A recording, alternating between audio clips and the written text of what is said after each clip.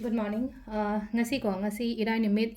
aduga purnima numit ko hadi purnima numit ki manifestation to pung pungjing ju yang biro mayam aduga hadi to ya ba manifestation ngarang na han gi videos ta hap ki bene ko hadi akoi gi kaino to ba hai tar se ko hadi akoi na wish je shemo adagi hadi purnima numit ta thai dagi hona dum to la ko se hai tar ko thai na dagi hona hoji kadang na ta ko crystal charge to ba hadi moonlight ta hadi water sem ba khot ba adum mayam do hadi moon water sem ba khot ba adum mayam to la ko adu do dum hoji phaw do dum follow to bi ko si poche na marak ta haidre kaina ga hadi ko kauthopi ganu ko adun ma leire aduga hadi any kind of manifestation gumba to boyai ko hadi belief to boyai hadi akoina paisa gi manifestation oiro atai atai leiri ba mayam do hadi scripting gari kra ko adum ma mayam do loina to bi ko kaudana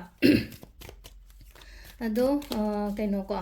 irai numit ki number se number 71 leire color dan sky blue leire aduga chak thong badana koina hapa yaba se kaino hai kanse chini angang bugumba kai gumba dumaina khitang hapiu ko ado sida ai card ahum khatang thok charage ahum sida amma khan bira se number 1 consider number 2 consider traga number 3 consider ko aham khan bangai yenga so hai first card khan bangai ki silai se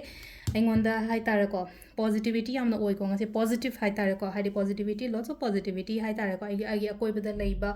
adegi leina ko hai sam masap thokpa pot gumba kai gumba phangba lakpa khotpa amain taraga lai ba sida le ko sida leina ko yum kai gumba hai yum sajanba khochanba lotionba natraga hai tar ko keno ma semjan khochanba adum basudum piri ko number 2 ko number 2 sina mulai no ko hadi pesang sai kitang tensions kumba kai gumba dumai lei gani ko adu yam sangna budi lei roi ko sida lei hadi yam kan khonjan gano e matam khara ka tang ne na dumai na khandu upyo ko si pochima number 3 sina hadi khudong jaba gumba kai gumba sam lai khara khudong jaba si lai ko makal ngonda hai tare ko thabai khang gi oiro ama gi oiro ko amain taraga hadi khudong jaba gumba khara lai ko khudong jaba se la ga sulena ko loina phani ha ba su hai roi ko sida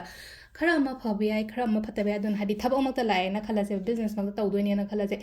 aingonda si chana gadra natraga chanu roidra hana phajana khandharaga ko hadi si poche e ya ne ta adi tawrage hadi leino ko mit thak no yam sengna haraga da mit thak ta bida phajana khandharaga dumaina gumba to bibo ko ado sisina akhoi gi card ki message le ko ado manifestation to bagi timing aphabasu ha petang hai jara magyo mayam do ko manga ga minute kuntra ma thoidena ayuki ni ko sa manga ga minute kuntra ma thoidena pung tara pung mapan ga minute kuntra tare phang le ko adagi mung tara ga min yang khem pandena baroga minute kun ma thoi phang le ahum ga minute manga dena mari ga minute kun tare phang le dei tare ka minute fum doidena mapan ga minute kun ma thoi phang le ko adagi mu pung tara ga minute yang khai ma pandena pung ahum ga minute yang khai hum doi phang le ko sisna koi gi ngasi gi oina afaba timing ko ado sida leire koi gi daily card message se ma'am thank you